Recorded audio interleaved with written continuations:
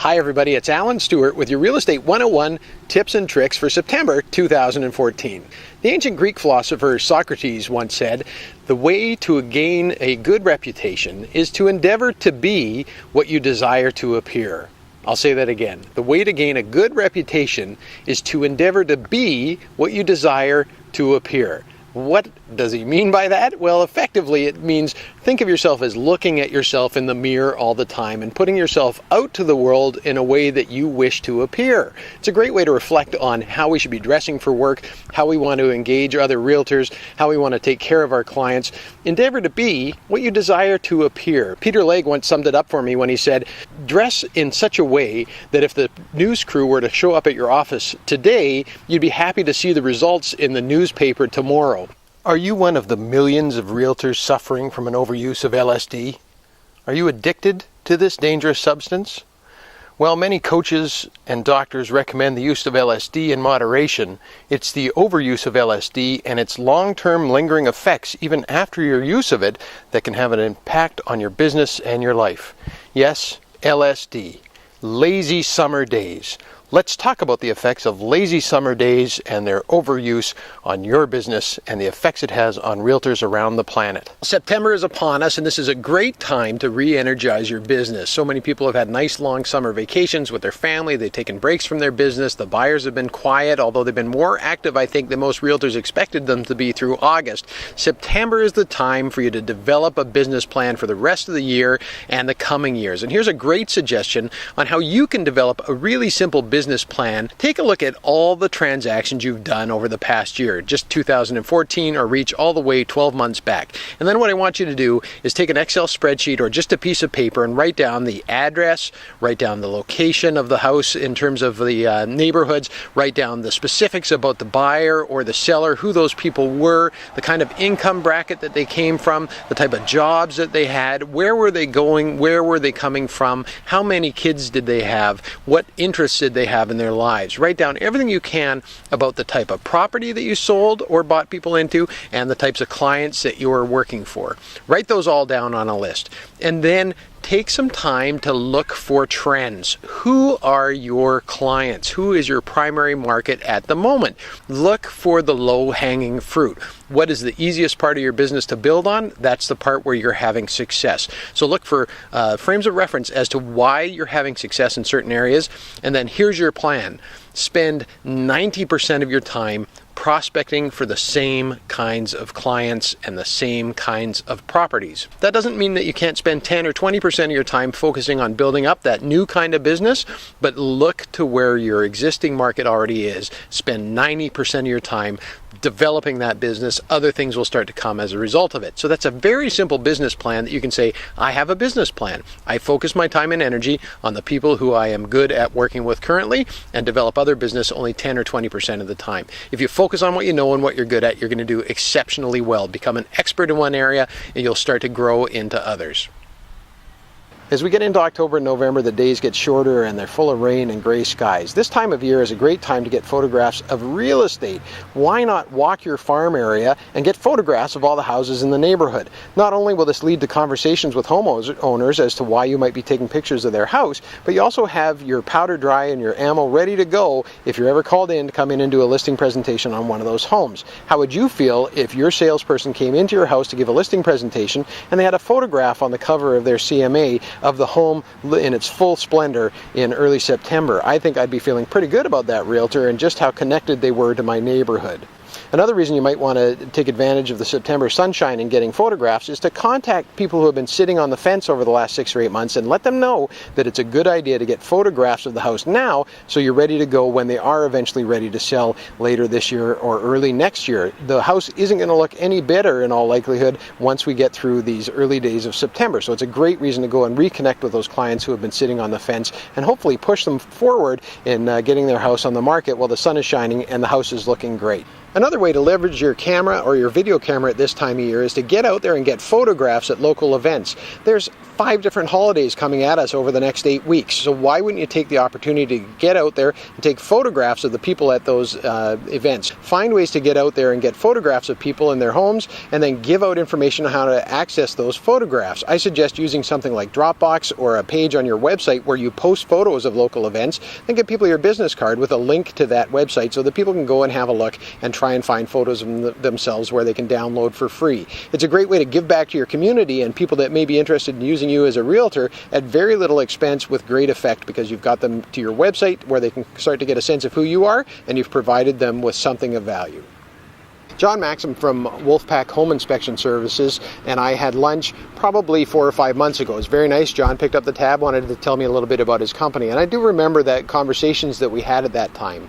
One of the things that John had and I had talked about were all these great business books that we had been reading. John suggested that I read a book called The One Thing by Gary Keller. And when I went to my mailbox on Friday, I found a copy of The One Thing in my mail tray in North Vancouver. The interesting thing was, it wasn't a brand new copy of The One Thing. It was John's book that he had lent me. He had attached his business card to it with no other comments. But when I started flipping through the book, I noticed that there's notes in the margins, things underlined. It was John's copy of the book. I called John to thank him, and he suggested that I read the book and give him a call to discuss it later. Well, I read this book this weekend, and I'll share some more information about the book with you, because I think it's a very powerful read and a great place to go for suggestions on how to really refine how you do your business. But John had a great impact on me because he shared with me in something that we both shared an interest in.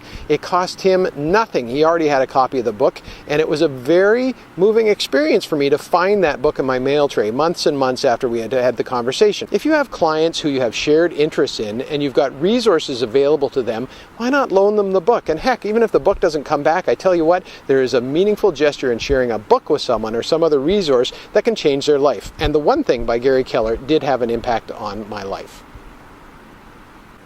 In Gary Keller's book, The One Thing, he talks about a lot of things, but essentially what he wants us to do is boil down our essential work. What's the one thing that I need to be doing today that, should I choose to do it, would make everything else in my life either easier or irrelevant? And then stop everything else, block time, and make sure you get your one thing done. This makes lots of sense to those of us who have busy lives and who have tried to multitask. We all know intuitively that we aren't getting as much done when we multitask as we could be getting done if we focused on one activity.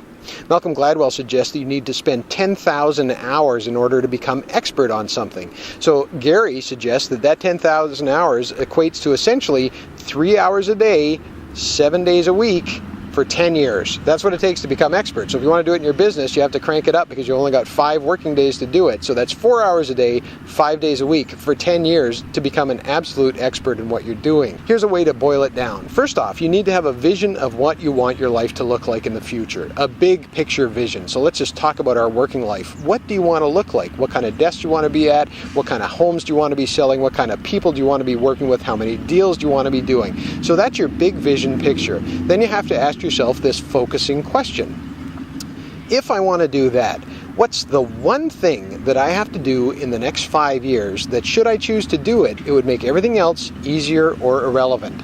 Then you look at it from a year's perspective. Okay, well, if that's where I want to be in 5 years, what's the one thing that, should I choose to do it today, would make the rest of my life either easier or irrelevant, that's going to get me towards that step in 5 years? You do the same thing for this month. What's the one thing this month that I can do, should I choose to do it, would make everything else either easier or irrelevant when it comes to achieving my 1 year goal? What's the one thing I can do this month?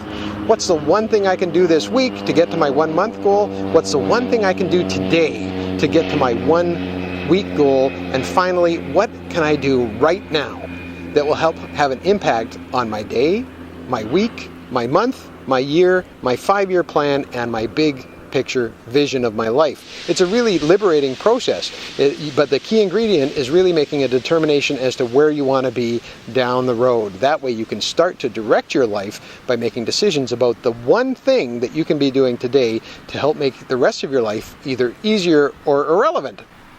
There's been a lot of questions in the air about the proposed Royal LePage and Sussex affiliation. I just thought I'd address some of those here in video form because I know a lot of people have been living under the proverbial rock through the summer, and I'm still getting people who haven't read their emails asking me with some surprise what's going on. What are some of the questions that are being asked? Well, they predominantly relate to your own personal situation. So a few things that I can give you confirmation of. One, plans and fees will not change. There'll be no changes in the cost of doing business with Sussex Realty. Number two, who's going to pay for the conversion costs? Royal LePage is on the hook for all the conversion costs. We think that's a really strong thing. Who's going to be looking after my Teldon calendars? Well, if you've ordered Teldon calendars or other marketing material, go ahead and send it out. I would send it out and continue on with business as usual until such a time where there has been a conversion. Until then, you don't want to slow down any of your marketing efforts. And let's be frank, everybody's calendars are about them. Very little about Prudential Sussex Realty. If you have a calendar that's heavily branded Prudential Sussex Realty, then yes, sure, maybe you want to hold off and wait and see if you need to redesign the calendar to reflect the Royal LePage brand. So carrying on. There should be no changes for anybody, regardless of whether or not you have a mini franchise, a PREC, or you're an independent sales contractor. All of you should remain exactly the same as you are now in the event of a conversion. And in fact, the Royal LePage's goal would be to see you happier tomorrow than you were today without any additional costs. We are looking forward to having Royal LePage executives come to the office and do a question and answer session where you can ask and get information directly from the horse's mouth, because in this instance, I'm not the horse. So I'd love to have some people on the ground here that can tell you with certainty what their plans are in the event that this deal takes place. But I do want you to know that we're very close to having a deal done. It's effectively like having an accepted offer on a house with a couple of subjects remaining and the deposit hasn't been lodged yet. That's where we're at, but we feel very good about a meeting of the minds between the two parties. If you have any other questions, please, I encourage you to come and talk to me about it. I can assure you that the intention of the other side is to leave everything the same, and when people ask me why wouldn't they come in and impose their own solutions, I ask that question of the Royal LePage brass, and I can tell you exactly what Phil Soper, the president of the company, said. He said, Alan, we're savvy business people. We understand that companies are built around cultures and ways of doing business, and for us to come in and mess that up would just be bad business. The reality is if they came in and cranked up your fees, didn't take care of your needs, laid off the staff, changed the management, there's a pretty good chance you might make a decision to go somewhere else, and that's exactly the opposite of what they want to see happen. So I'm looking forward to working alongside this great company in the event that this deal takes place. I have a fair amount of respect. I've worked for the brand before, and I can tell you that it's never been a problem for me in my marketing, and my clients tended to appreciate the fact that they were working with a 100% Canadian established company. So I think it's going to be good for everybody.